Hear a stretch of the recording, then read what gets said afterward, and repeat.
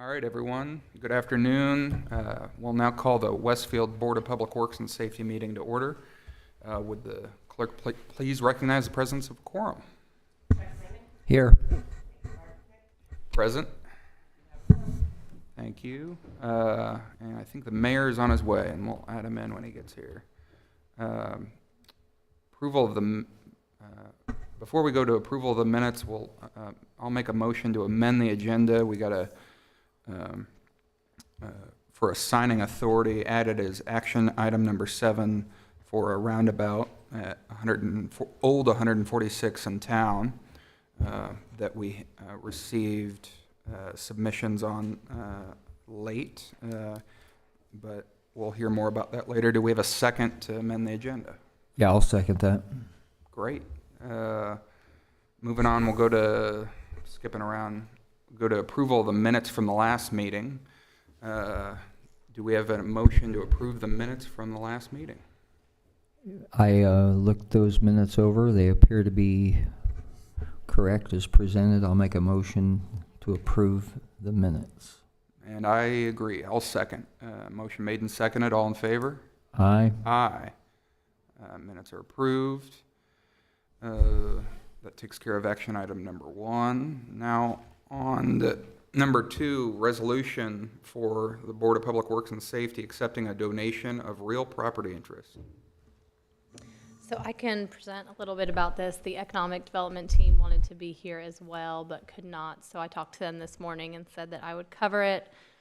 This first action item is basically just correcting an inadvertent error in a legal description. This is from back in January where the board transferred property to the RDC for the area around Camilla Court. Basically, in the legal description in the deed, there was too much property included. So this would just be accepting some of that property back for $0, not paying anything for it. And if you click on it, you can scroll down to the exhibit and see the new legal description and a depiction.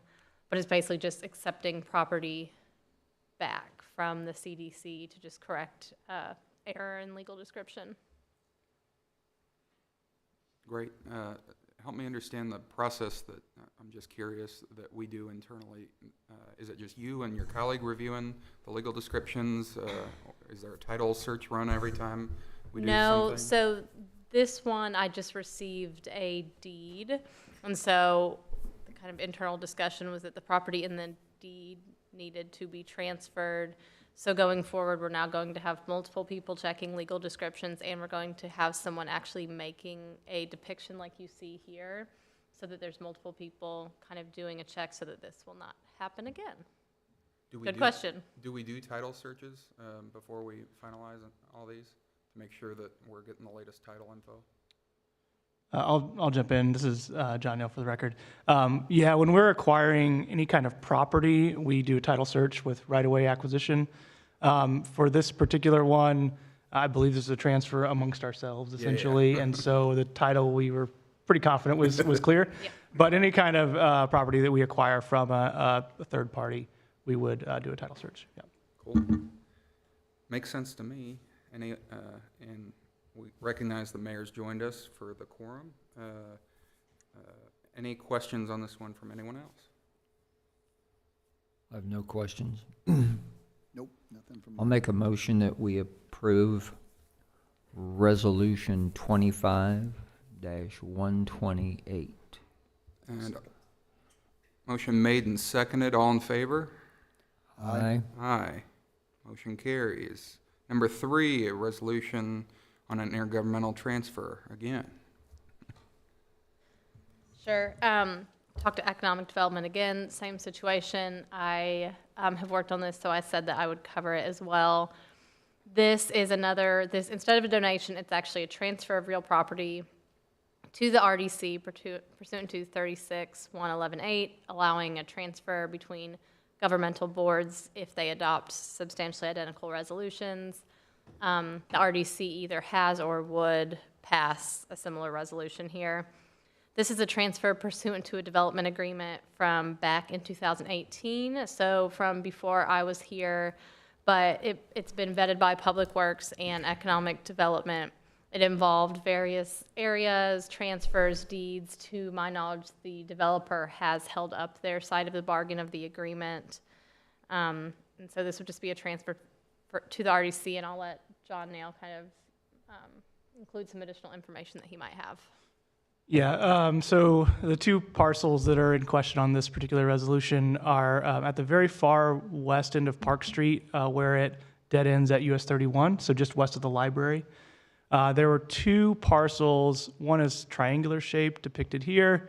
The other one is trapezoid. These parcels originally were acquired for the US 31 construction by the Department of Transportation back in, I believe, 2012, somewhere in there, 2010, back when US 31 was in design to become a freeway. Those parcels were essentially excess right-of-way. NDOT did not have a need for them.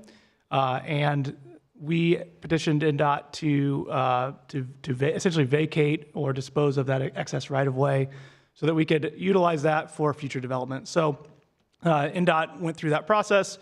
We acquired both the triangle and the trapezoidal pieces through the NDOT's disposal of right-of-way process.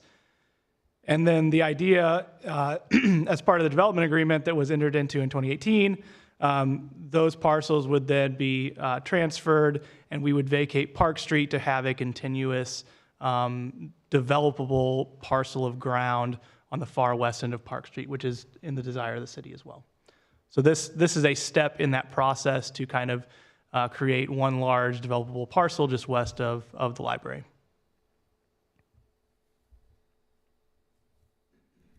Makes sense to me. Do we have any questions on this one?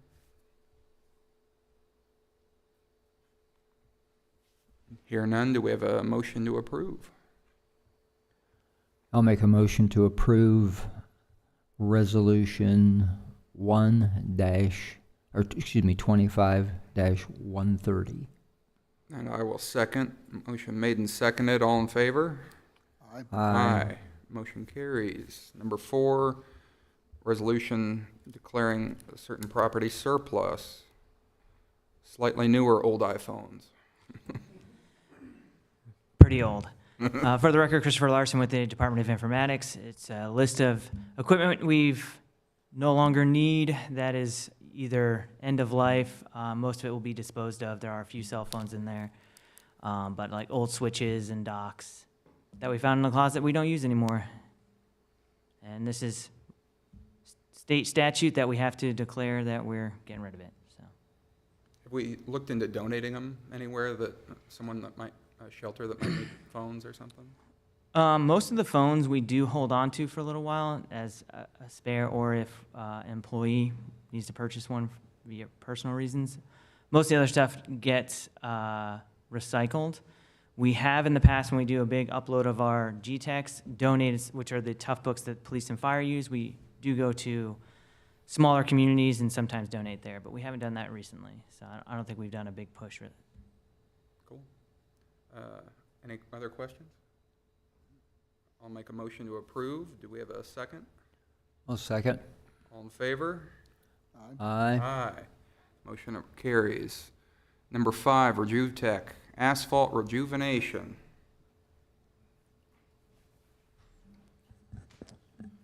For the record, Michael Pierce, city engineer. This item before you is a goods and services contract with RejuveTech, who is a contractor that does our annual preservative seal, which is one of the tools that we use as a pavement preservation technique as part of our overall asset management. Total contract amount is $141,909.80. I listed some of the subdivisions where we'd be working on this project in here. So just ask that you approve this contract so we can move forward with our preservative seal. Thank you. Any questions on this one?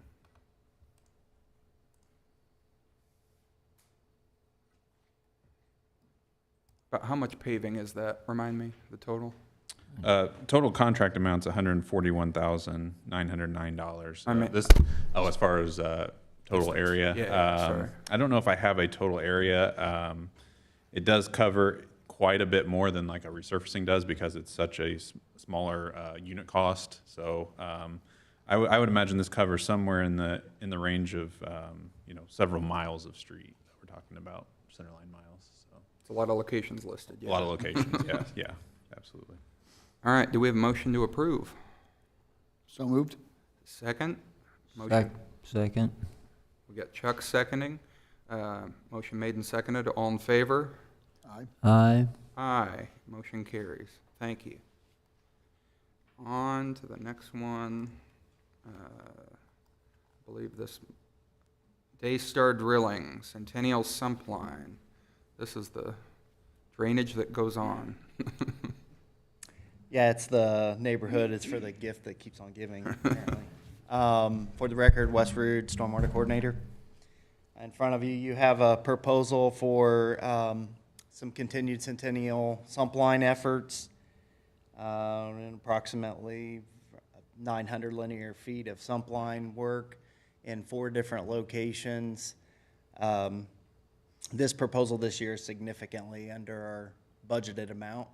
In anticipation that maybe next year we'll do more, but I think that'll be in correlation with maybe some resurfacing efforts. So, just asking for a approval on that proposal to move forward this year for 2025. And if you have any other questions, I'm happy to answer. Could you just remind me topically, I think we did a bunch of drainage last year, that we're past the big hurdle of where we think the problems Correct. are, right? Yeah, we're actually well over halfway of completing this neighborhood. I know there's been some discussions in the past, how could we expedite coming to a repair here and maybe a BOT program in the future, possibly. This particular installation is very custom, so it's not really an engineered plan. For our counterparts in the county that suffer from the same issue, they're sort of reaching out to us to find out how we're doing it. So maybe in an aspect, we're leading the way.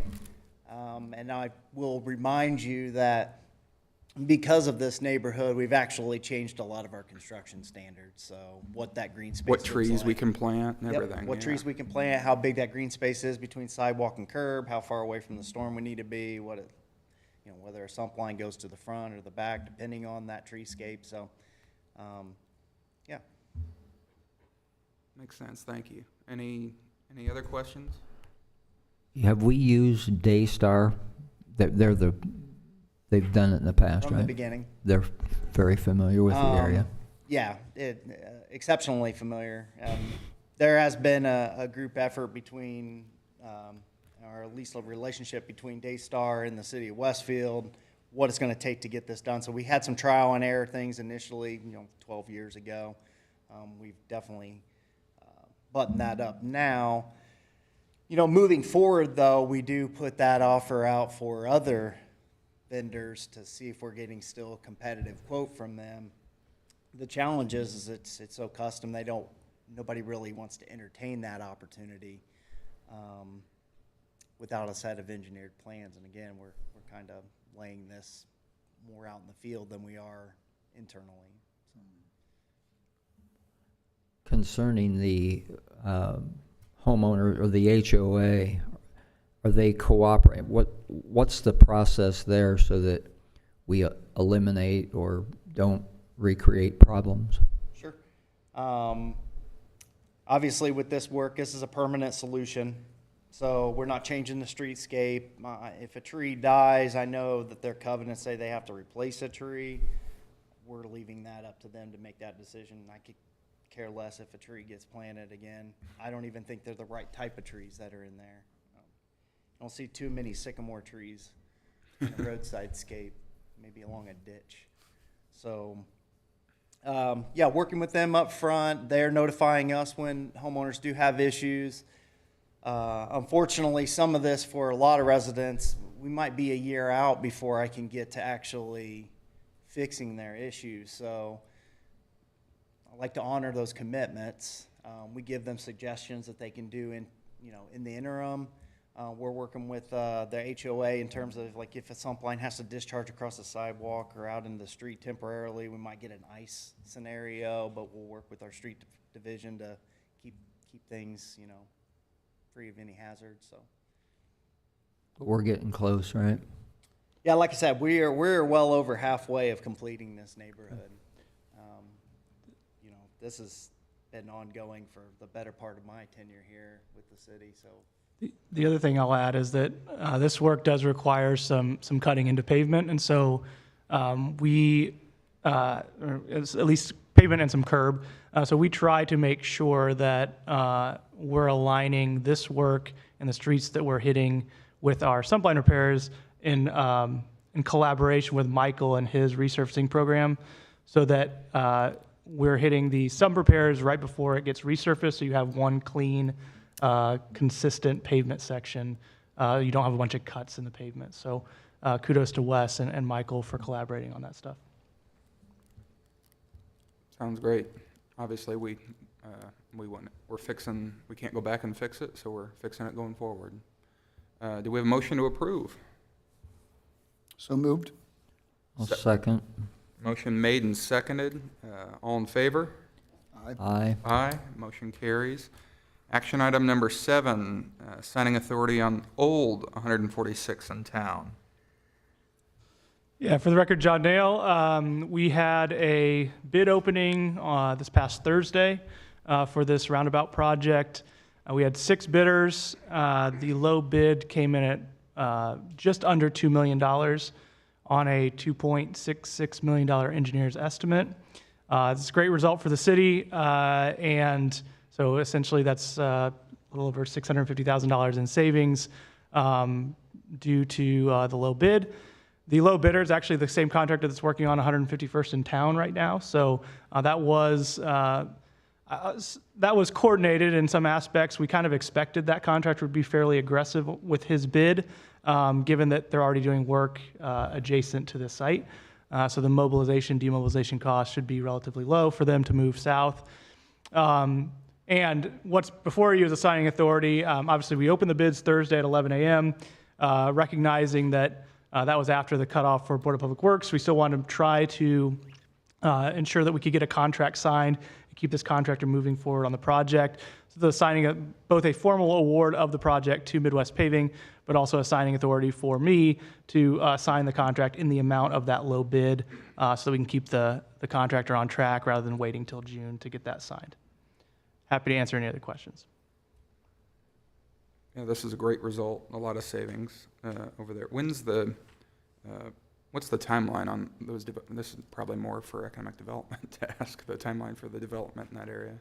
Yeah, so based on correspondence with Lore, who's the developer on the west side of Town Road in that area, I know that Lifetime Fitness was wanting to break ground, I believe, on their building in the next couple of weeks. I believe that's, if I remember that correct, Michael. They've already got the site graded out, ponds installed, all that stuff. So they've made substantial work, gotten a substantial amount of work done on that west side already. But I know that fitness center is ready to break ground, and we've coordinated our maintenance of traffic for this roundabout project with the developers adjacent to make sure that they have access throughout. So rather than closing the entire segment, we're kind of doing it in 2 phases with this old 146th in town roundabout. We'll build the roundabout first, leaving access open from the north to get into that site. And then once the roundabout's done, we'll allow the developers to access their development from the roundabout, and we'll finish the northern section then from there. So that's been coordinated. We are still looking to get this project constructed by the end of this year. It is, as always, utility relocation dependent. We've been working with the utilities to get their work plans in and to begin their relocation for this work. But that is the current schedule, is to complete by the end of the year. Thank you. Quick question. What happens to does this impact the access road that's already there? Yeah, so this is actually a roundabout at that access road. So Right at that road, or? correct, where the frontage road kind of curves up to Town Road, Gotcha. north of the existing 146th in town roundabout, that is where this roundabout will go. So that roundabout's going to have how many pieces to it? Is it It'll be just- it'll be four it'll be eventually, 4 right? legs long term. Got it. Yeah, we're building the eastern leg and terminating, and then the developer, Mr. Palizzi on the east side, will pick it up from there and continue his frontage road requirements with his development. Got But it. we've coordinated with both developers on both sides. Is it in the middle of the road or is it offset? It's pretty much in the middle of the road. Okay. Do we have a motion to approve? I'll make a motion that we approve the signing of the title for this roundabout project, to sign it to Jonathan for approval. And I'll second. Motion made and seconded. All in favor? Aye. Aye. Motion carries. Thank you.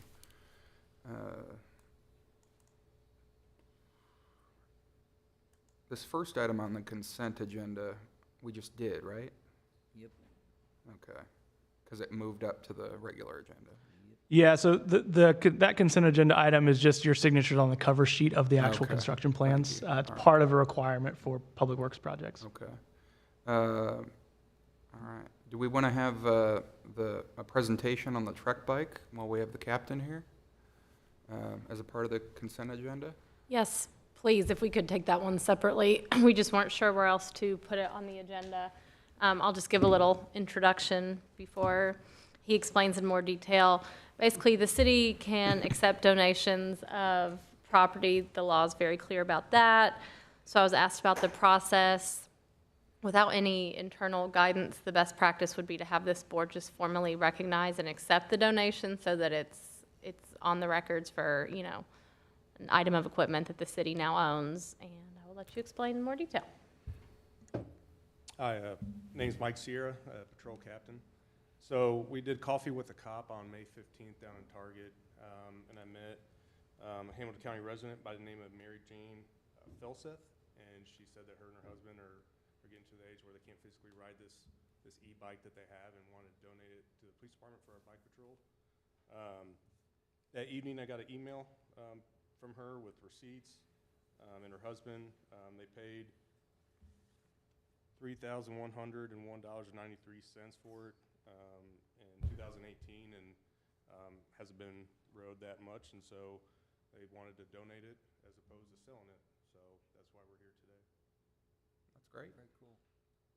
Very cool. Any How often do questions you for guys do coffee with a cop? We're picking it up more. Increasing. Target loves us there. So My sister-in-law does loss prevention at Target, and she loves when you guys are present more. yeah, Actually, she hates it because she busts people less, but anyway. yeah, we try to move it around. So any questions about the donation? Do we have other e-bikes currently? Yes, we have two other ones. This one's a little smaller in stature, so some of our smaller officers will be able to fit this e-bike better. Well, this is great. Thank you. Do we have a motion to approve the consent agenda as presented? Yeah, I can do that. The consent agenda items would be approved. Do we have a second? I'll second. And motion made and seconded, thank you, sir, to approve the consent agenda as presented. All in favor? Aye. Aye. Consent agenda is approved. On to department reports. Fire.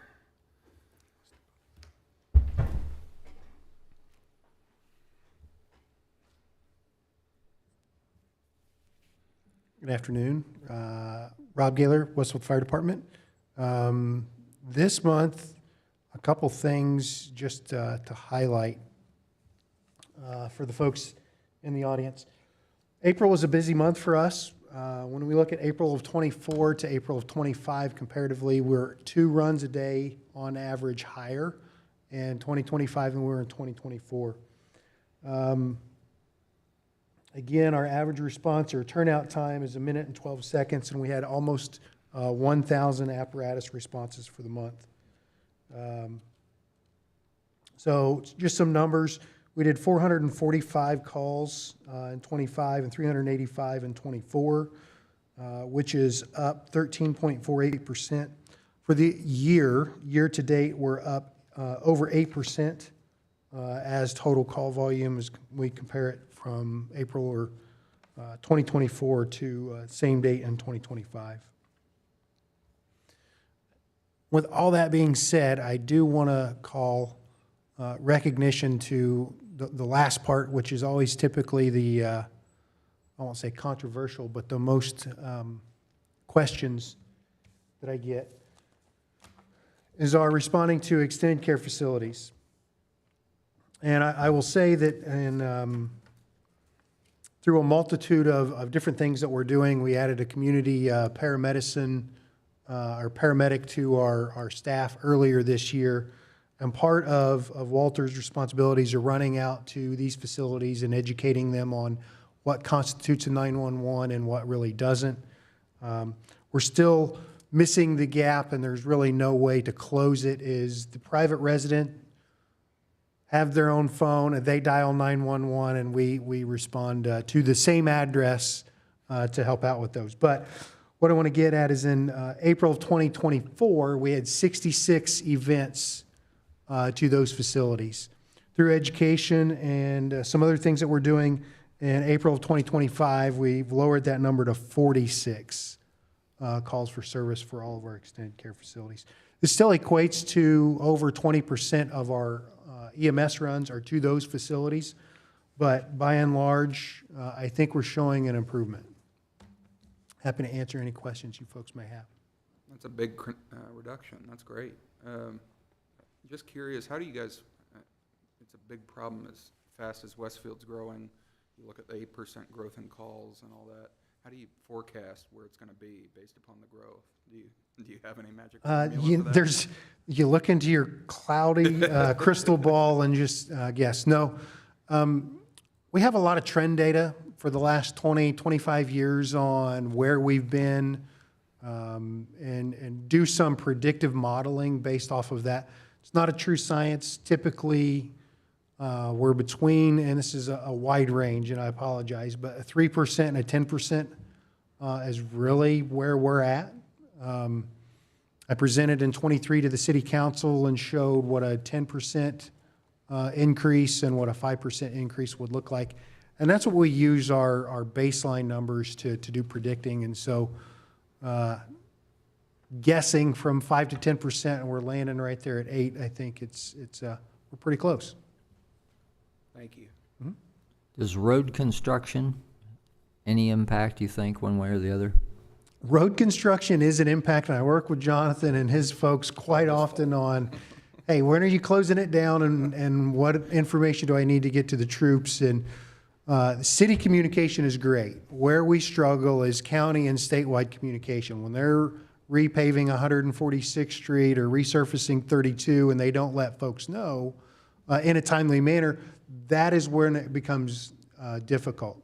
When we're doing a roundabout construction and we know that the road's going to be closed on this date for X number of days, very easy with a couple mouse clicks in our computer-aided dispatch software, I can change the response area from primarily Station 3 to primarily Station 4, or vice versa, just with the mouse click. So that station that is going to have the best router access is going to get called first into those areas. So it is a challenge with the construction, but I'm happy to say that it's not with our folks in the city. It's with people that are really outside of our control that I don't think any one of us have. It's like the utility companies. We're kind of at the liberty of them sometimes. Any more questions for Chief Gaylor? Thank you so much. Yes, sir. Westfield Police.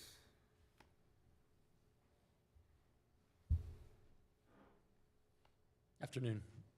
Members of the board, Sean Keene, Chief, Westfield Police Department. I'll go through this, just hit the high points again, unless you have specific questions.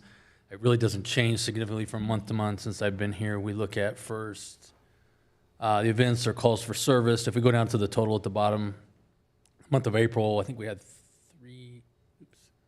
about 3,500 calls for service, so pretty substantial number. If you look, we continue to go.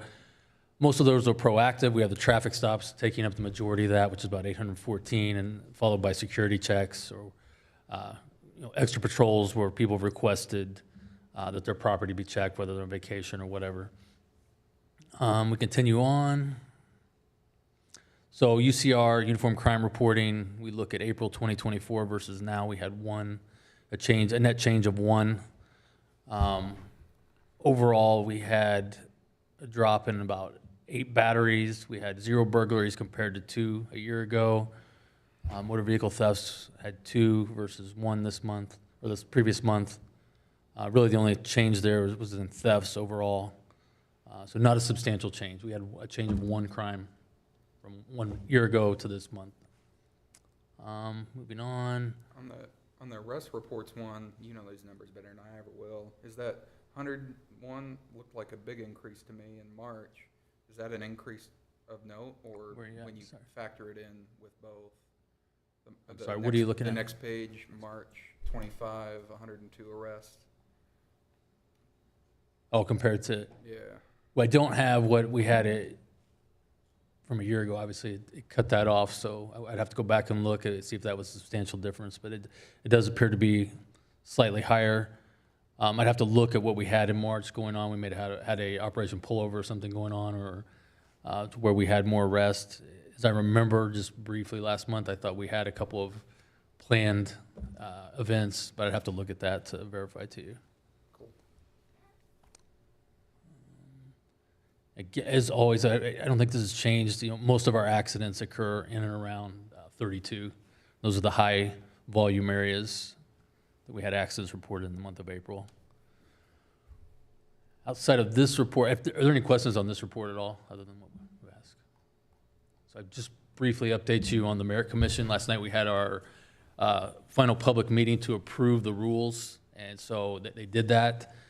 In addition to that, they approved for us to begin a hiring process. So we'll be accepting applications from June 1st through June 30th, with a goal of sometime around September, October, completing a hiring list. Now, under this format with the merit system, that hiring list will be good for 2 years, so, or until it expires. So those steps have moved forward, as well as the promotional process will also begin next month to fill some of the vacancies that we've had due to retirements, as well as promotions. So I'm here to answer any other questions you might have at this time. None from me. Thank you. Nope. I'm good. Keep up. Keep up. Thank you, Thank you. Chief. Thank you.